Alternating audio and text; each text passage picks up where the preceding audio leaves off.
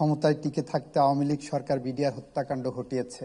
আসলে এটা আওয়ামী লীগকে ক্ষমতায় টিকিয়ে রাখার জন্য একটি ইন্টারন্যাশনাল কনস্পিরেসি ছিল। আওয়ামী লীগ ক্ষমতায় থাকলে বাংলাদেশের উপরে আধিপত্যবাদী শক্তির, সাম্রাজ্যবাদী শক্তির, দখলদারিত্ববাদী শক্তির যে পথ সুগম হয়, কুসুমাস্তীর্ণ হয়, সেইটা করার জন্যই আমাদের বাংলাদেশের বহুল প্রচলিত একটি প্রবাদ আছে, বিয়ের রাতে বিড়াল মেরে নিতে হয়। জানুয়ারিতে ক্ষমতা নিলেন, ফেব্রুয়ারিতে এত বড় একটি হত্যাকাণ্ড দিয়ে ঝিকে মেরে বউকে শেখানোর মতো করে সমস্ত সেক্টরকে আপনি একটা আতঙ্ক ছড়িয়ে দিলেন। এভাবেই আওয়ামী লীগকে ক্ষমতায় টিকিয়ে রাখার জন্য একটি পদক্ষেপ বাংলাদেশের মাটিতে ইতিহাসের জঘন্যতম একটি অধ্যায় রচনা করা হয়েছিল। এরপর একে একে বাংলাদেশের সমস্ত সাংবিধানিক প্রতিষ্ঠানকে ধ্বংস করা হয়েছে। একে একে সরকারের সমস্ত ডিপার্টমেন্টকে রাজনৈতিক দুর্বৃত্তায়নের কাছে নতজানু করা হয়েছে।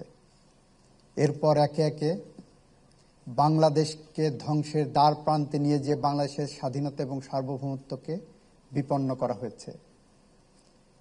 বাংলাদেশ একটি চোরাবালি সময়ের সন্ধিক্ষণে দাঁড়িয়েছিল।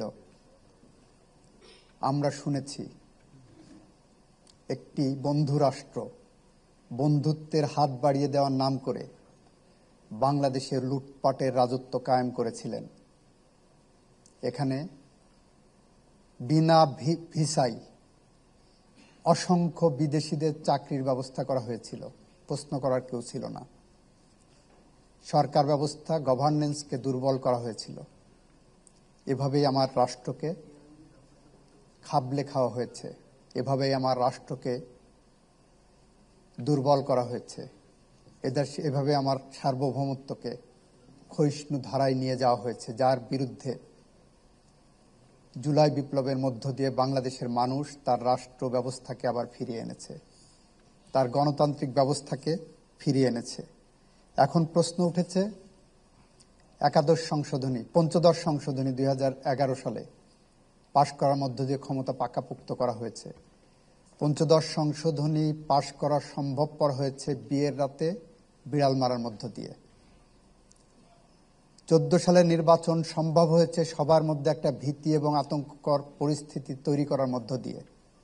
একটি রাষ্ট্র কতটা নির্লজ্জ হতে পারলে বাংলাদেশে খুন গুমের সাথে জড়িত যে কাউকে এভাবে নির্লজ্জ বেহায়ার মতো আন্তর্জাতিক পরিমণ্ডলে সমর্থন জুগিয়ে যেতে পারে, খুনির পক্ষে অবস্থান নিতে পারে, আন্তর্জাতিক আইনের লঙ্ঘন করে, এক্সট্রাডিশন চুক্তি লঙ্ঘন করে একজন খুনিকে আশ্রয় দিয়ে একটি রাষ্ট্র বাংলাদেশের মানুষের মুখোমুখি দাঁড়িয়েছে। আমরা সেই পরিস্থিতি কখনো প্রত্যাশা করি নাই। পরিস্থিতি হয়ে গেছে, বাংলাদেশের মানুষ ঐক্যবদ্ধভাবে সেটা মোকাবেলা করছে। মইনু আহমেদের প্রচ্ছন্ন নিষ্ক্রিয়তা ছাড়া এ হত্যাকাণ্ড সম্ভব ছিল না। মইনু আহমেদ তৎপর হতে পারতেন, উনি কমান্ডিং এর অপেক্ষায় ছিলেন। উনার কর্মকর্তারা মারা যাচ্ছেন, উনার দায়িত্ব উনার অফিসারদের রক্ষা করা। উনি হাইকমান্ডের নির্দেশনার অপেক্ষায় ছিলেন, এটা তার own admission. This admission is not a good excuse. এটা উনি যে ডিফেন্স নেওয়ার চেষ্টা করছেন, উনি কিছু জানতেন না, উনি ফেরেশতা ছিলেন, এটা আমি মনে করি না। মইনু আহমেদ বললেন এটা আমি করতে পারি নাই। আমরা দেখেছি জুলাই বিপ্লবে শেখ হাসিনা সরাসরি নির্দেশ দিচ্ছেন গুলি করে লাশ গুম করে দেওয়ার জন্য। ইতিমধ্যেই সামনে চলে এসেছে সাক্ষ্যের মধ্য দিয়ে।